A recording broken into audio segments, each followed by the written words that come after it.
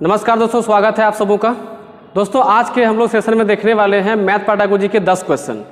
दोस्तों आप लोग पिछले सेशन के भांति आप लोग इसमें भी क्वेश्चन को पहले पॉज करेंगे, फिर आप अटेम्प्ट करिएगा, उसका देखिए कि आपका उत्तर सही कि गलत है, और वीडियो के अंत में आप लोग कमेंट करेंगे कि आपका उत्तर 10 में से कितना आ रहा है।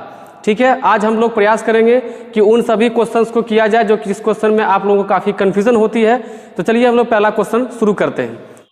तो दोस्तों क्वेश्चन आपके स्क्रीन के ऊपर है, आप क्वेश्चन को पढ़िए, मैं क्वेश्चन को पढ़ता हूं और आप इसका उत्तर करिए। ठीक है, तो दोस्तों पहला क्वेश्चन कहता है कि एक बच्चे ने नीचे दिखाए अनुसार को संख्याएं घटाई। दिया गया है 83 में 27 को माइनस किया गया, दोस्तों लिखा गया 64। कहता है निम्नलिखित में से कौन सा कथन बच्चे के घटाव सीखने का बोध कराता है। ठीक है, क्वेश्चन समझ में आ रहा है आप लोग को। पहला ऑप्शन कहता है यह एक गलती है और इसे बार बार अभ्यास करके सुधारा जा सकता है। 2 कहता है कि बच्चे को घटाव की प्रक्रिया में स्थानीय मान के बारे में गलत अवधारणाएं हैं या फिर धारणाएं हैं। 3 कहता है कि बच्चा नहीं जानता कि कैसे घटाना है, और चौथा कहता है दोस्तों कि बच्चा 2 अंकों वाली संख्याओं के घटाव की प्रक्रिया जानता है। आप इसको पहले पॉज कर लें, आप उत्तर मार लें, फिर आपको हम समझाते हैं कि ये क्वेश्चन का उत्तर क्या होगा और क्यों होगा।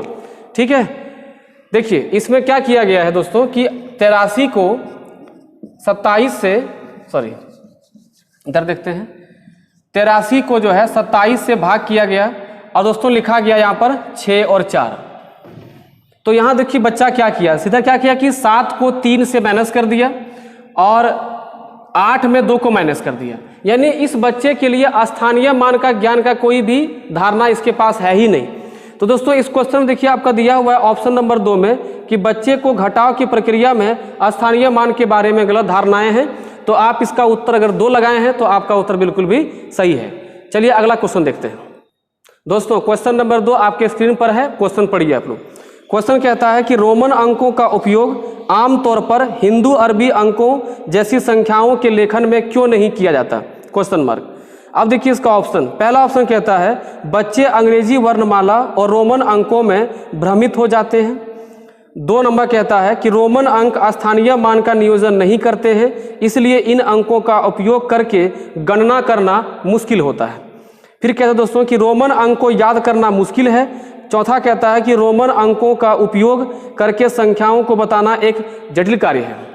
देखिए अब इसको आप उत्तर प्रयोग करके देख लीजिए, फिर आपको समझाते हैं कि इसका उत्तर क्यों ऐसा होगा और भी ऑप्शंस में क्या त्रुटियां हैं, क्या गलतियां हैं। चीटिंग नहीं करेंगे आप लोग, ठीक है, एकदम सही से उत्तर देंगे। चलिए उत्तर मारिए आप लोग। तो दोस्तों इसमें जिसका भी उत्तर जो है ऑप्शन नंबर 2 आ रहा है वो आपका सही उत्तर है।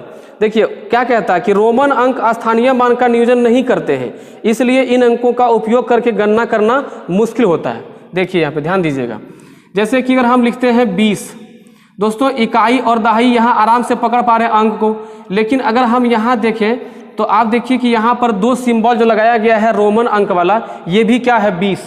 तो अगर आप इसको आप बोलेंगे सर यहाँ इकाई दहाई तो हो रहा है, ठीक है। अब यहाँ देखिए 10 हो गया, इसको हम ऐसे लिखेंगे 10।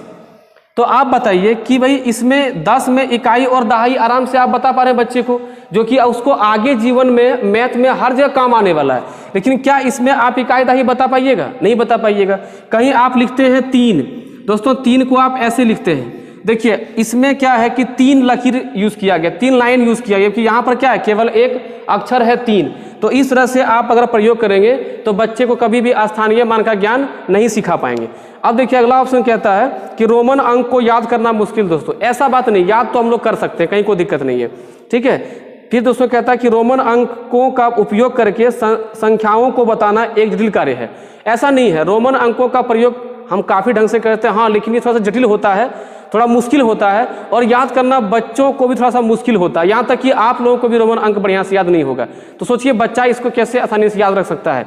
तो इसका ऑप्शन दोस्तों क्या होगा, ऑप्शन नंबर 2। चलिए अगला क्वेश्चन देखते हैं। दोस्तों अगला क्वेश्चन आपके स्क्रीन पर है, क्वेश्चन पढ़िए आप लोग, समझिए पहले। कहता है कि एक शिक्षक अपनी कक्षा में बच्चों को उनके परिवेश में हो गया आसपास में मौजूद वस्तुओं के भौतिक गुणों को अपने शब्दों में समझाने के लिए प्रोत्साहित करता है। दोस्तों यहाँ दिया है भौतिक गुणों को, भौतिक मतलब कि जो देखने वाला गुण है, जो देखने योग्य गुण है, उसे हम भौतिक गुण कह सकते हैं। अब यहाँ कहता है कि अपने छात्रों के साथ ऐसी गतिविधि करने के पीछे शिक्षक का सबसे उचित उद्देश्य क्या है। ध्यान दीजिएगा, इसमें कुछ उद्देश्य ऐसा ऑप्शन में मिलेगा जो लगेगा कि भाई यही हमारा उत्तर है, लेकिन आपको वो उत्तर चुनना है जो सबसे ज़्यादा उचित है। ऑप्शन आपके सामने है, आप चुनिए कि क्या इसमें उत्तर होना चाहिए। ऑप्शन दोस्तों कहता है कि यह एक उपयोगी गतिविधि है जो एक बच्चे को आकारों का परिचय कराती है। फिर कहता है कि यह एक बहुत ही रोचक गतिविधि है जिसे आकार की अवधारणा को पुनः देखने के लिए खाली समय में किया जा सकता है। फिर कहता है कि बच्चे अपनी भाषा के वस्तुओं को समझाने का आनंद लेते हैं, जैसे कि वो डम्ब शराट्स खेलने का आनंद लेते हैं। यह डम्ब शराट्स एक खेल है, ठीक है। फिर चौथा कहता है कि यह बच्चों को अनौपचारिक रूप से किसी वस्तु के भौतिक गुणों का निरीक्षण करने का अवसर देता है जो आकारों के बारे में उनकी समझ को गहन करता है। अब बताइए आपका उत्तर क्या है। हमको उम्मीद है कि आपका उत्तर इसमें कई लोगों का सी आ रहा होगा, 3 नंबर। क्या आ रहा है, क्या आप लोग 3 नंबर मारे हैं क्या? इसका उत्तर दोस्तों चौथा होगा। देखिए चौथा क्यों होगा, अब ध्यान से समझिए। शिक्षक ने क्या दिया कि बच्चों के उसके परिवेश में मौजूद भौतिक गुणों को बताने के लिए कहा, ठीक है, समझाने के लिए कहा, उसके लिए प्रोत्साहित किया। तो यहाँ जो चौथा बोल रहा है कि यह बच्चों को अनौपचारिक रूप से किसी वस्तु के भौतिक गुणों का निरीक्षण करने का अवसर देता है जो आकारों के बारे में उनकी समझ को गहन बनाता है। गहन माने डीप। जैसे मान लीजिए आप ही एक शिक्षक हैं, बच्चों को बोले कि भाई अपने आसपास देखिए, जो भी भौतिक चीज़ देखिए उसके भौतिक गुण को बताइए, तो क्या करेगा बच्चा? एक पत्थर ले लेगा, भाई इसका गुण क्या है? ठोस है, बड़ा है, भारी है। बगल में जाएगा एक छड़ी उठा लेगा, देखो ये लंबाई में है, मोटा है, और यह भी एक वजनदार है, इसकी लंबाई है। तो ऐसे कई गुण बता पाएगा, लेकिन दोस्तों वो नियम कानून से नहीं, बस वो देख करके बता पाएगा, उसमें कोई नियम का प्रयोग वो नहीं करेगा। उसे दोस्तों कहते हैं अनौपचारिक रूप से। तो इसका दोस्तों उत्तर क्या हो जाएगा? ऑप्शन नंबर 3, ठीक है। आइए अगला क्वेश्चन देखते हैं दोस्तों, बढ़ते हैं अगले क्वेश्चन की ओर। देखिए क्वेश्चन आपके सामने लिखा हुआ है, आप इस क्वेश्चन को पहले पढ़िए, समझिए, अपना उत्तर दीजिए, फिर आप मेरे आंसर को चेक करेंगे, ठीक है दोस्तों। क्वेश्चन पढ़ते हैं। क्वेश्चन कहता है कि बच्चों के बीच गिनती के कौशल को क्वेश्चन कहता है कि निम्नलिखित में से कक्षा में हो रहा कौन सा कार्य एक गतिविधि है, यानी कौन सा एक एक्टिविटी है, काम है, बताना है उसको। दोस्तों फर्स्ट है कि बच्चों का अन्वेषण में लगना। फिर दोस्तों कहता है कि शिक्षक समझाते हैं कि प्रश्न कैसे हल करें। फिर कहता है कि बच्चों द्वारा कविता के रूप में गिनती का वाचन, बच्चों द्वारा श्याम पट से नकल करना। देखिए इसमें कई ऐसी बातें हैं जिसमें कि गतिविधि हो रहा है, जैसे कि अन्वेषण करना, श्याम पट से नकल करना, ये सारी चीज़ें क्या है? गतिविधि है। आप नकल भी करेंगे, अन्वेषण करेंगे, तो इसमें भी आप गतिविधि दिखाएंगे, एक्टिविटी दिखाएंगे, लेकिन इसमें आपकी वास्तविक गतिविधि नहीं है। अगर आप नकल भी कर रहे हैं तो कहीं भाई कोई लिखा हुआ है, आप उसको डायरेक्ट छाप दे रहे हैं, तो वो क्या हो दोस्तों हो रहा है? आपका गतिविधि सही नहीं हो रहा है। तो गिनती की गतिविधि, तो इसमें जो दिया हुआ है कि बच्चों द्वारा कविता के रूप में गिनती का वाचन, अगर बच्चा गिनती का वाचन कर रहा है, गिनती कर रहा है 1 2 3 4 ऐसे गिनती कर रहा है, तो यह एक गतिविधि होगा, ठीक है। तो इसमें जो आप ऑप्शन नंबर 3 लगाए होंगे उसका उत्तर बिल्कुल भी सही होगा। चलिए अगला क्वेश्चन देखते हैं। तो दोस्तों अगला क्वेश्चन जो आप देख रहे हैं ये बहुत ही इंटरेस्टिंग है, और ये क्वेश्चन आज हम अपने क्लास में आज ही पढ़ाए हैं, तो आप में से कई लोग इस क्वेश्चन को बहुत आराम से क्वेश्चन जो है सॉल्व कर लेंगे। देखिए क्वेश्चन कहता है दोस्तों कि गणित सीखने के संबंध में निम्नलिखित में से कौन सा कथन सत्य है। पहला ऑप्शन है कि गणित केवल कठोर अभ्यास से सीखा जा सकता है, कि बहुत ही एकदम कड़ी परिश्रम से आप अभ्यास करते जा रहे हैं, अभ्यास कर रहे हैं, अरे भाई आप समझ में नहीं किए तो अभ्यास कहाँ से करेंगे, ठीक है। सेकंड कहता है कि गणित सीखने के लिए एक कठिन विषय है। आपको मैंने क्या समझाया था कि गणित कभी भी कठिन नहीं है। अगर गणित कठिन होता तो आप कई चीज़ें गणित का नहीं सीख पाते, मापन करना, बड़ा छोटा, गिनती करना, जोड़ करना, घटाव करना, आपको आता है कि नहीं? तो अगर यही तो आधार है मैथ का दोस्तों, आधार क्या है? परिकलन करना, कैलकुलेशन करना, जोड़ घटाव गुना भाग सब क्या है? कैलकुलेशन है। अगर आपको ये आ रहा है इसका मतलब कि आपको मैथ आता है, ठीक है। तो दोस्तों ऑप्शन नंबर बी भी नहीं होगा। सी दोस्तों कहता है कि आमतौर पर लड़कियां गणित में कमजोर होती हैं, ये बिल्कुल ही गलत अवधारणा है। एग्जाम्पल ये दोस्तों कल्पना चावला, स्पेस साइंटिस्ट, तो बताइए स्पेस साइंटिस्ट को पढ़ने के लिए दोस्तों उसको फिजिक्स पढ़ना पड़ा होगा, ज्योग्राफी पढ़ना पड़ा होगा, और हम लोग क्या पढ़े हैं कि गणित जो है विज्ञान के ज्ञान का द्वार है। तो तो अगर यदि लड़कियां ही केवल कमज़ोर होती तो लड़कियां आज स्पेस नहीं पहुंची होती, आज फाइटर प्लेन को नहीं उड़ा रही होती हैं, आज CEO नहीं होती। तो ऐसा कहना मूर्खता है, ठीक है, ये भी नहीं होगा। चौथा दोस्तों कहता है कि हर कोई गणित सीख सकता है। बिल्कुल सही बात है। गणित एक बहुत ही मनोरंजक और बहुत ही इंटरेस्टिंग विषय है, इसको हर कोई सीख सकता है, बस आपकी रुचि इसको सीखने में होनी चाहिए, ठीक है। चलिए अगला क्वेश्चन देखते हैं। तो दोस्तों इसका ऑप्शन क्या हो गया? Option number 4। बढ़े अगला क्वेश्चन। तो दोस्तों अगला क्वेश्चन आपके सामने स्क्रीन पर ये रहा। क्वेश्चन को पहले आप पढ़िए। दोस्तों क्वेश्चन कहता है प्राथमिक स्तर पर शिक्षार्थियों को माप का संदर्भ माने माप के बारे में पढ़ाने के लिए निम्नलिखित में से कौन सा कथन सत्य है? पहला दोस्तों ऑप्शन कहता है कि अप्रमाणिक मापों का उपयोग प्रमाणिक मापों के बाद करना चाहिए। फिर दोस्तों कहता है 2 नंबर प्रमाणिक मापों का उपयोग अप्रमाणिक मापों के बाद करना चाहिए। 3 नंबर कहता है कि केवल अप्रमाणिक मापों का उपयोग करना चाहिए। चौथा कहता है दोस्तों कि अप्रमाणिक मापों का उपयोग नहीं करना चाहिए। बताइए इसमें आपका उत्तर क्या होना चाहिए? आपको जो हिसाब से समझ क्वेश्चन आ रहा है आप वैसे इसका उत्तर करें, फिर आपको हम समझाते हैं कि ये क्यों होगा उत्तर और किस प्रकार से आप समझेंगे क्वेश्चन को, ठीक है। तो दोस्तों इसमें जिसका भी उत्तर आपका ऑप्शन नंबर 2 आ रहा है कि प्रमाणिक मापों का उपयोग अप्रमाणिक मापों के उपयोग की बात किया जाए। देखिए क्या है ये, जरा समझिए ध्यान से। आप लोग कभी किसी बच्चा का जो है कपड़ा लेने के लिए मार्केट गए हुए हैं और मान लीजिए कि आपको उसका नाप भूल गए हैं या आपको उसका माप करने के लिए घर में फीता नहीं था, तो आप क्या किए कि 1 बित्ता 2 बित्ता करके माप लिए भाई कि मेरा बच्चा कितना है, 1.5 बित्ता का है ठीक है, 2 बित्ता का है, 2.5 बित्ता का है। आप वहाँ गए फ्रॉक को माप लिए, शर्ट को माप लिए, कितना बित्ता है, आप बोल दिए भाई कि इतना बित्ता का ले लो, हो जाएगा। आप क्या किए कि कोई बड़ा बच्चा है हथेली से नाप लिए, 1 हथेली हो गया, 2 हथेली हो गया, उस हिसाब से आप कपड़ा उसका ले लिए। या कोई भी मान लीजिए कहीं पर हमको कोई जो है कपड़ा कहीं पर लगाना है, सेट लगाना है, तो मान लीजिए हमारे पास क्या है, कोई मेजरमेंट का चीज़ नहीं है, तो सबसे पहले क्या करेंगे हम, जैसे कि पाँव से ऐसे चलते हुए माप लेंगे कि भाई देखो ऐसे चल के इतना पैर हुआ तो इतना हम ले लेंगे, इतना कदम हो गया। तो ये सब क्या दोस्तों अप्रमाणिक माप है। तो सबसे पहले बच्चे को सिखाते भाई कि देखो ये जैसे यहाँ देखिए पोडियम है, यहाँ पर देखिए ये एक लंबाई है, तो बच्चे को सिखाए भाई कि देखो ये इतना लंबा है, 1 बार 2 बार 3 बार, इसको लंबाई मापन कहते हैं। फिर वहाँ कोई स्केल लाए, स्केल से माप के दिखा दिए कि भाई देखो ये इसका मापन का प्रमाणिक तरीके से इसका इतना मान हो जाएगा। तो सबसे पहले दोस्तों क्या करते हैं हम लोग अप्रमाणिक मापों का प्रयोग करते हैं सबसे पहले, उसके बाद दोस्तों क्या करते हैं प्रमाणिक मापों का प्रयोग। देखिए आपका ऑप्शन नंबर 2 बात वही लिखा है लेकिन घुमा के बोला है कि प्रमाणिक मापों का उपयोग अप्रमाणिक मापों के बाद किया जाना चाहिए, यानी पहले अप्रमाणिक माप फिर प्रमाणिक माप। कोई दिक्कत नहीं, समझ में आ रहा आप लोग को? चलिए अगला क्वेश्चन देखते हैं।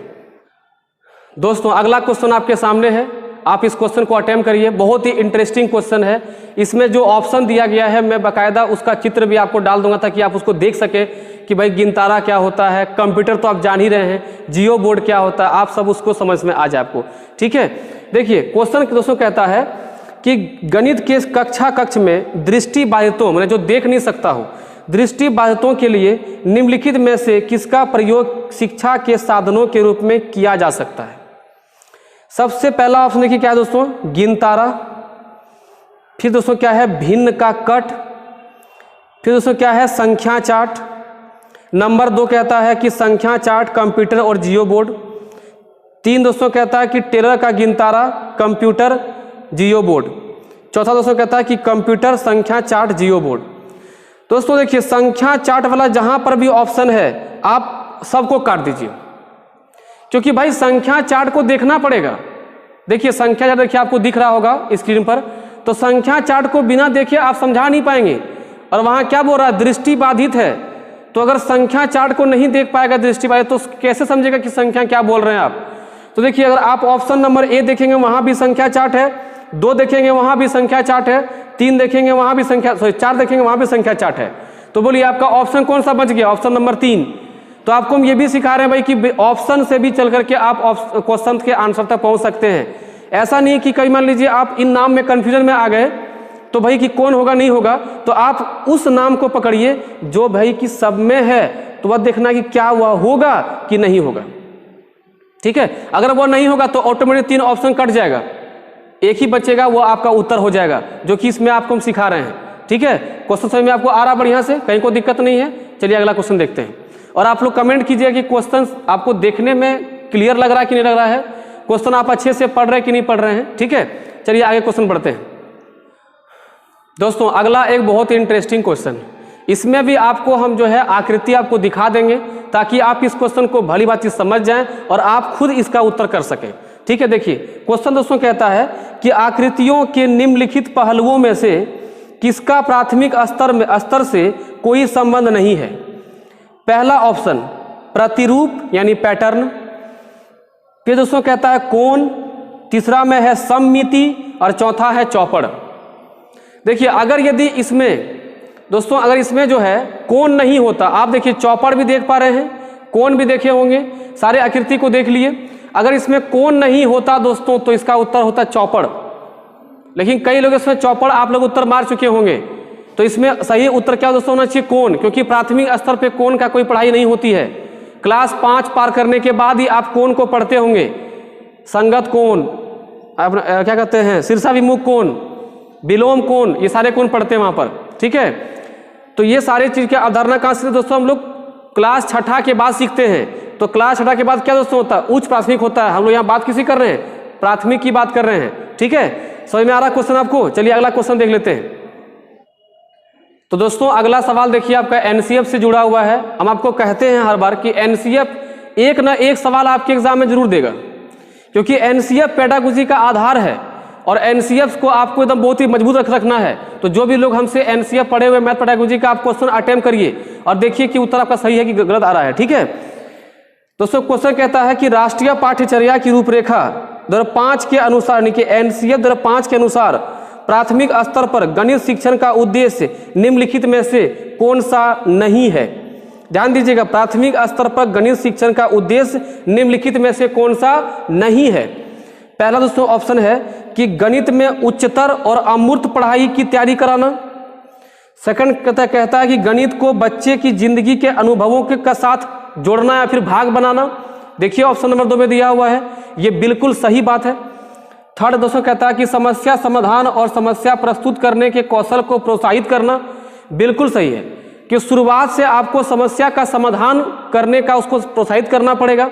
समस्या को प्रस्तुत कैसे करना है उस चीज़ का कौशल का विकास करना होगा। अगर ये नहीं सीखेगा तो आगे चल के उससे क्वेश्चन सॉल्व भी नहीं होगा, उसको क्वेश्चन सॉल्व करने में दिक्कत होगा आगे चल करके। तो इन सब बातों का भी आप ध्यान रखें कि ये बिल्कुल सही चीज़ है, एनसीएफ इसी पर तो जोर देता है। ठीक है, चौथा देखिए ऑप्शन क्या है, तर्क संगत विचारों को प्रोत्साहित करना। ये बिल्कुल सही बात है दोस्तों, तर्क संगत विचार। आप मैथ पेडागोजी में शुरू से एक ही चीज पढ़ रहे हैं कि मैथ पेडागोजी पढ़ने से दोस्तों तार्किक क्षमता का विकास होता है। तो ये तर्क संगत तो बिल्कुल विचारों का जो है प्रोत्साहित करेगा ही करेगा। तो जो आपका पहला नंबर ऑप्शन है वही आपका ऑप्शन गलत है। क्या दिया देखिए, गणित में उच्चतर और अमूर्त पढ़ाई की तैयारी करना। दोस्तों जब हम लोग बच्चे को पढ़ाते हैं तो वहाँ अमूर्त नहीं मूर्त व्यवस्था करते हैं, मूर्त रूप में सिखाने प्रयास करते हैं। जैसे आप बोलते हैं कि देखो बाबू ये 2 ठो गेंद है, 1 ठो गेंद और शामिल कर दिए, बोलो कितना गेंद हो गया, बोलेगा 3 गेंद, क्योंकि वो देख के बता रहा है। उसको मूर्त अवस्था में पढ़ने में उसको काफ़ी सहूलियत होती है, काफ़ी आसानी होती है और वो अच्छे से सीख पाता है। जबकि अमूर्त स्थिति दोस्तों कहाँ पर है, उच्च प्राथमिक में, बड़े क्लासेस में। तो पहला जो आपका ऑप्शन है ये प्राथमिक स्तर पे नहीं है उद्देश्य, ये दोस्तों कहाँ पर है, उच्च प्राथमिक उद्देश्य है। तो आपका उत्तर दोस्तों अगर ए नंबर है, 1 नंबर है तो बिल्कुल सही है। चलिए नेक्स्ट क्वेश्चन देखते हैं। दोस्तों अगला क्वेश्चन बहुत ही इंटरेस्टिंग, ये क्वेश्चन भी आप लोग पढ़े होंगे, जो भी हमसे क्लास किए हुए हैं मैथ पेडागोजी उसको ये क्वेश्चन अच्छे समझ में आ जाएगा। देखिए कि क्वेश्चन क्या दोस्तों कहता है कि गणित से भयभीत होने और उसमें असफल होने के लिए निम्नलिखित में से किसी एक कारण नहीं माना जा सकता है। यानी गणित में आप असफल हो रहे हैं, इसमें कोई एक कारण बताइए जो नहीं होना चाहिए। ठीक है, देखिए पहला दोस्तों कहता है कि कक्ष के अनुभव। देखिए कक्ष के अनुभव ये भयभीत होने के लिए बिल्कुल कारण है, क्योंकि कभी हो सकता है कि शिक्षक आपके बात को प्रोत्साहित नहीं किया हो, शिक्षक आपको जो गणित पढ़ाए हो वो आपके समान जीवन से जोड़ के नहीं पढ़ाया हो, तो कक्षा में जो आपको अनुभव मिला हो मैथ को लेकर के वो काफ़ी डरावना हो, जिससे आप काफ़ी डर गए हो और मैथ से दूर भाग गए हो। अगला दोस्तों क्या कहता है, प्रतीकात्मक संकेत। कई बार ऐसे लोग डरता है, आप भी लोग भी डरे होंगे भाई, कि जब क्वेश्चन कभी एक्स वाई करके आ गया आप डर गए, ये एक्स वाई कैसे सॉल्व करेंगे, ए बी सी डी क्या दिया है कैसे सॉल्व करेंगे, एम एन एल दे दिया, अब क्वेश्चन आपको देखकर डर लग रहा है। तो ये प्रतीक जब यूज करता है तो प्रतीकात्मक चीज को देख करके भी लोग डर जाता है, तो ये भी एक कारण हो सकता है। देखिए अगला दोस्तों क्या कहता है, गणित की संरचना। गणित की संरचना जो है दोस्तों, गणित की संरचना भी इस प्रकार से दी हुई है कि अगर आप उसको अच्छे से नहीं समझते हैं तो आपको दोस्तों उसको समझने में दिक्कत होगी, क्योंकि मैथ का स्ट्रक्चर सबसे अलग होता है, उसकी बनावट बिल्कुल अलग होती है, काफ़ी स्पष्ट और काफ़ी एकदम दृढ़ता पूर्वक होता है, काफ़ी फिक्स होता है, तो उसको आपको अच्छे समझना पड़ेगा। फिर नेक्स्ट दोस्तों कहता है कि लैंगिक भेद, मतलब कि लड़कियां नहीं पढ़ सकती हैं, लड़के पढ़ सकते हैं, ऐसे कुछ बातें आप सुनते हैं। तो दोस्तों ये जो भेद है आपका, यही आपका इसमें उत्तर दोस्तों होगा कि ये जो है ये कोई मैटर नहीं करता कि लड़का है तो आप पढ़ ही लेंगे, लड़की है तो मैथ आप नहीं सीख पाएंगे, इससे कोई दिक्कत नहीं है। इस अनुभव से कभी आपको मैथ में डर नहीं लगे कि हम लड़की है तो नहीं पढ़ पाएंगे, लड़का है तो आप पढ़ लेंगे कि नहीं पढ़ पाएंगे। तो लैंगिक भेदभाव से गणित को सीखने में कोई समस्या नहीं आती है, लेकिन बाकी जो 3 अनुभव आप देख रहे हैं इसमें आप क्या दोस्तों क्या होता है कि आपको डर महसूस होता है मैथ से, अगर इसमें आपका अनुभव अच्छा नहीं रहा हो तो आपका उत्तर दोस्तों जिसका भी 4 नंबर है वो बिल्कुल सही जा रहे हैं। दोस्तों अगला क्वेश्चन आपके सामने स्क्रीन पर है, इस क्वेश्चन को आप पढ़िए, बहुत इंटरेस्टिंग क्वेश्चन है और आप इसका उत्तर लगाइए कि आपका उत्तर इसमें क्या है। गलती दोस्तों नहीं होना चाहिए, अंतिम सवाल है, आप इसको अच्छे से बनाइए। दोस्तों क्वेश्चन कह रहा है कि 2 दशमलव संख्याओं के योग की संकल्पना को पढ़ाने के लिए निम्नलिखित में से शिक्षण अधिगम का कौन सा साधन सर्वाधिक उपयुक्त है। मोस्ट इंपॉर्टेंट क्वेश्चन, कई बार रिपीटेड क्वेश्चन है ये, बिल्कुल सेम सवाल रिपीट किया गया कई बार। देखिएगा 2 दशमलव संख्याओं के योग, तो ये कभी कभी क्या करेगा कि आपको जो है इधर लिखते हैं, कई बार जैसे 0.3 इंटू 0.4 बराबर कुछ दे देगा, 0.3 प्लस 0.4, तो कभी कभी आपसे पूछेगा दशमलव के गुना का अवधारणा या फिर दशमलव के जोड़ का अवधारणा, तो इसमें जो भी पूछेगा उसके लिए उत्तर जो इसमें अभी हम बताएंगे दोनों में सेम आएगा, गुना वाला में या फिर जोड़ वाला में। यहाँ दोस्तों क्या दिया है कि दशमलव संख्याओं के योग की संकल्पना, उसमें क्या सबसे इफेक्टिव है, क्या सबसे ज़्यादा सर्वाधिक उपयुक्त है। तो ऑप्शन दिया दोस्तों जियो बोर्ड, आप देख रहे होंगे फिगर बढ़िया से देखिए, मोती और माला, फिर है ग्राफ पेपर, फिर दोस्तों है गिन तारा। तो सारे आप चित्र देख चुके हैं बढ़िया से, अब बताइए कि आपका उत्तर इसमें क्या होना चाहिए। दोस्तों ग्राफ पेपर जो होता है आप लोग यूज भी किए होंगे, ग्राफ पेपर में दोस्तों कि जो होता है दशमलव संख्याएं, उसका प्रयोग करना काफ़ी आसान होता है, तो उसमें दशमलव संख्याओं का गुना या फिर जोड़ या घटाव कोई भी सिखाना काफ़ी आसान होता है।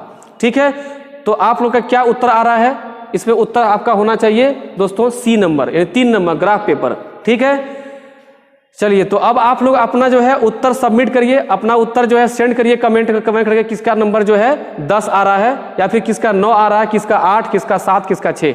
दोस्तों 6 से नीचे आप नहीं जाइए, क्योंकि 60% कम से कम मार्क्स आपको आना ही चाहिए। ठीक है, अगर 6 से कम आ रहा है तो आपको एकदम जोश के साथ दोबारा फिर और भिड़ने की जरूरत है।